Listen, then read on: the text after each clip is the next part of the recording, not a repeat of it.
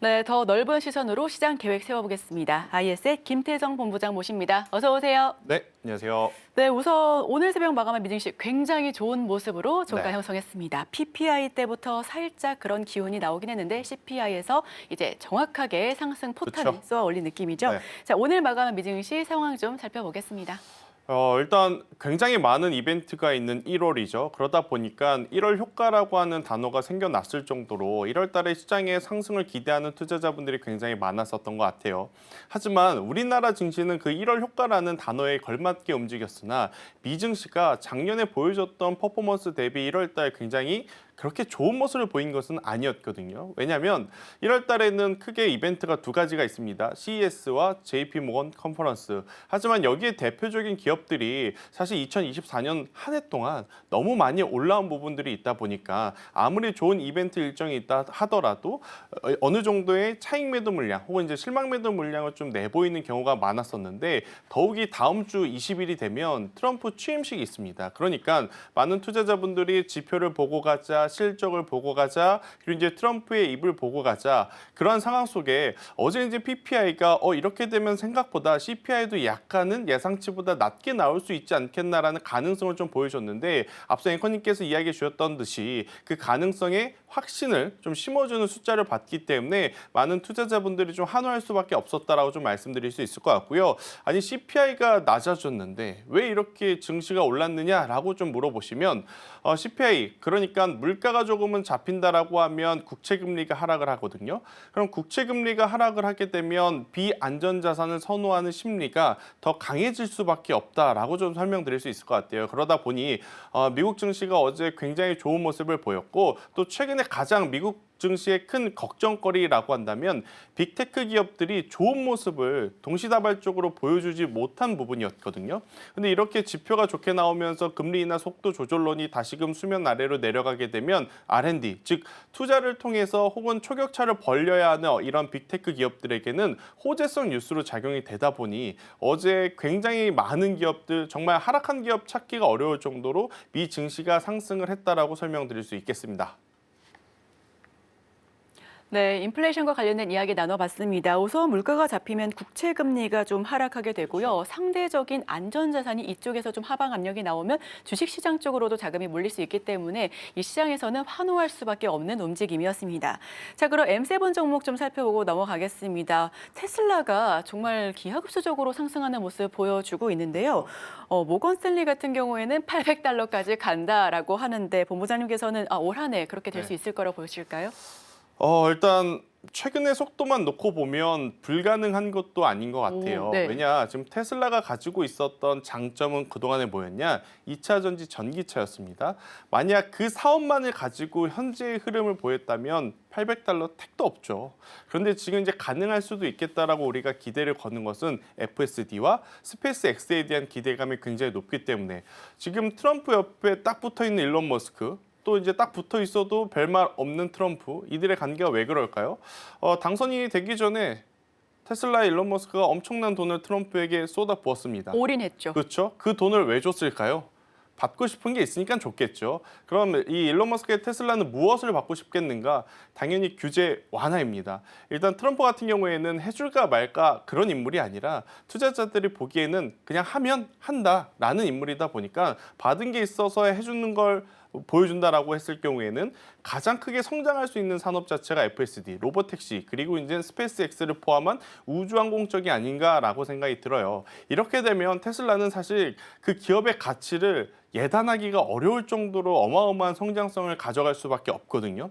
예를 들어서 지금 이 우주항공 산업에 대해서 미국의 국방 산업보다 훨씬 더 테슬라의 스타링크라든지 어떻게 보면 이들의 기술력이 러우 전쟁에서도 조금 더 상용화 혹은 적합성 그리고 적응력이 굉장히 좋았다라는 것, 높았다라는 것을 한 번 더 확인을 한 그러한 상태이기 때문에 테슬라 같은 경우에는 트럼프 2기에 만약 미증시에 투자를 하시는 분들이 계시다면 절대로 빼놓고 볼 수 없는 그러한 상황이라서 대신 이제 시기의 문제인 거죠. 저도 $800 갔으면 좋겠습니다. 네. 그것도 빠르게 가야 개인 투자자분들이 버텨내거든요. 정말 안 가다 임기 마지막쯤에 가면 테슬라를 가지고 계신 분들은 그렇게 또 많지 않을 가능성이 높아요. 그래서 속도의 문제일 뿐이지 저는 테슬라가 성장하는 데는 저도 동의한다라는 의견을 한번 드려보도록 하겠습니다. 네, 테슬라는 최고가로 마감했습니다. 8% 급등하면서 428달러 선에서 종가 형성했는데요. 날 전기차로만 보지 말아달라. 그렇죠. 딱 이렇게 한마디 정의할 수 있을 것 같습니다.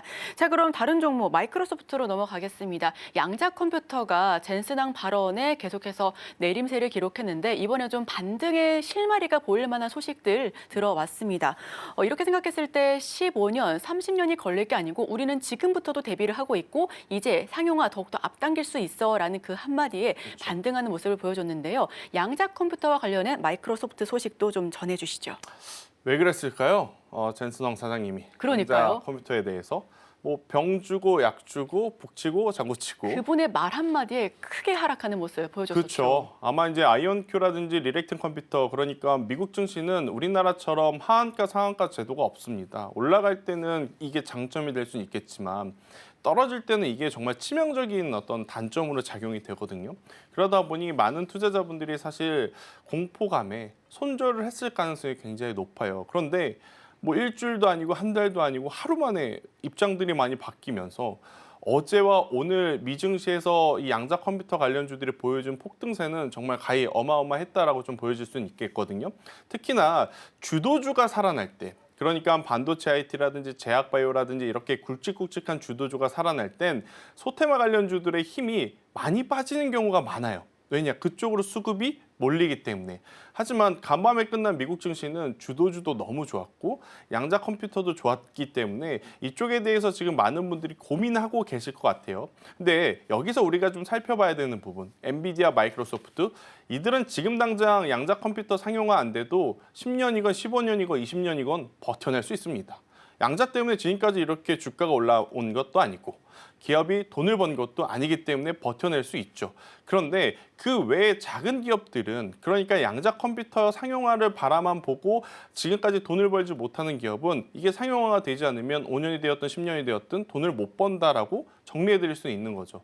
그럼 돈을 못 버는 상장사는 어떻게 되죠? 상장 폐지가 될 가능성이 높다라는 겁니다. 그렇기 때문에 저는 양자 컴퓨터 만약 물려 계신 분들이 있다면 이거는 정말 기회이다. 매수할 기회 아닙니다. 매도할 기회에 달하는 거죠.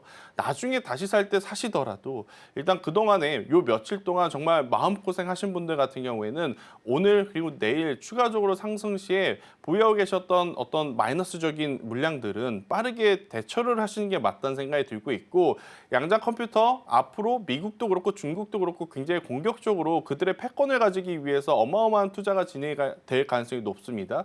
그러면 실제로 그냥 수박 겉핥기식으로 걸쳐 있는 기업이 아니라 실제 양자 컴퓨팅에 필요한 부품을 만들거나 기술력을 가지고 있는 기업을 뽑아서 저는 투자를 해야 된다는 생각이 맞고요. 그렇게 되면 우리나라 기업들 중에서는 당연히 통신부품주가 원픽이 될 수밖에 없다. 이렇게 이제 종목도 압축을 하고 일단은 테마적인 요소가 너무 많았기 때문에 최근 물려 계신 분들에 대한 비중 축소 의견을 한번 조심스럽게 드려보도록 하겠습니다.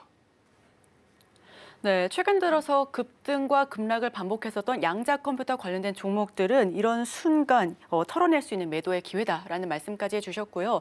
참 추가적으로 황 대표님께서 어닝콜이든 기조연설이든 발언할 때마다 주가가 떨어지는 모습을 보고 있는데 네. 이와 관련해서도 참 엔비디아 주가 오름세 내림세 반복하고 있다가 그래도 많은 분석하시는 분들께서 네. 엔비디아 주가는 올해 내내서도 상승할 것이다라고 베팅을 하시더라고요. 엔비디아 주가는 어떻게 볼까요? 이건 그냥 저의 개인적인 생각입니다. 서울경제와 상관은 없이. 네. 요새 말이 좀 길어지고 있다는 게 다소 불편하긴 합니다. 그러니까 작년과 재작년에 그가 보여줬던 어딘가 자신감. 하지만 요새는 시장 분위기가 그래서인지 모르겠지만 과거에는 HBM에 대한 이야기가 굉장히 공격적이었거든요. 하지만 이제 요새는 HBM에 대한 이야기도 여전히 하나 로봇이라든지 양자라든지 어떻게 보면 새로운 신산업에 대한 이야기들이 조금 더 많아졌던 것 같아요. 특히나 지금 이제 엔비디아 같은 경우에는 한 가지 완벽하게 해결을 해줘야 되는 요소가 뭐냐면 바로 블랙엘에 대한 발열 문제인 네. 거죠. 일단 이 블랙엘에 대한 발열이 계속해서 잡지 못하는 모습들이 보이게 되면 어떤 부분에서 문제가 되냐? 목표를 달성하지 못할 가능성이 높다. 이것도 문제가 될 수는 있겠죠. 하지만 더 큰 문제는 뭐냐면 과거에, 그러니까 작년에 엔비디아가 굉장히 힘들어지는 순간에 주가가 반등의 어떤 트리거가 될 수 있었던 뉴스가 뭐였냐? 블랙엘 다음 모델 루빈이 출시를 우리가 생각한 것보다 반년 더 앞당겨서 출시를 할 수 있겠다라는 뉴스가 굉장히 긍정적이었거든요. 근데 블랙을 발을 못 잡은 상태에서 루빈이 나올 가능성은 적어진다라는 거죠. 그렇기 때문에 일단 엔비디아 좋은 건 좋은 거지만 일단 불필요한 혹은 이제 불확실성적인 요소들은 이렇게 이제 몇 가지 요소가 있기 때문에 이쪽에 대한 투자를 하실 때에는 당연히 뭐 엔비디아를 투자를 하신다면 비중 조절을 하는 게 첫 번째겠지만 이걸 가지고 우리나라 관련 기업들을 투자를 하신다면 이쪽에서 수혜를 볼 수 있는 딱 기업이 있습니다. 바로 유리기판 관련주. 발열을 잡기 위해서는 방법이 두 가지죠. 물에 담갔다 빼는 액침 냉각. 네. 그러니까 제가 말로는 이제 물이라고 했지만 거기에 이제 오일도 들어가고 이제 복합 혼합물에 이제 담갔다 빼는 방법이 있는데 아니면 유리기판 소재를 쓸 것인가. 근데 최근 CES에서 액침 냉각 기술이 선보여진 게 아니라 유리기판이 선보여졌죠. 그렇기 때문에 우리나라 관련주들이 만약 엔비디아의 발열 이슈가 화두가 된다면 오히려 그 안에서 살아남을 수 있는 종목군들이 있다라는 것을 염두를 하고 저는 포트폴리오를 좀 꾸리시는 게 맞지 않을까라는 의견 드리도록 하겠습니다. 네, 당분간 엔비디아는 발열 문제에서는 자유로울 수 없을 것으로 보여집니다. 다만 이 가운데서도 수혜받을 수 있을 만한 그런 섹터군을 찾는다면 단연 유리, 그리고 유리 기판과 액침 냉각이 아닐까 싶은데요. 이와 관련된 관련된 종목들도 함께 짚어보시면 좋을 것 같고요. 지금 바로 구독을 눌러보세요. 실시간 경제 뉴스, 투자 전문가들의 다양한 시황과 정확한 분석, 또 알찬 투자 정보까지 신뢰할 수 있는 저희 서울경제TV와 함께하세요.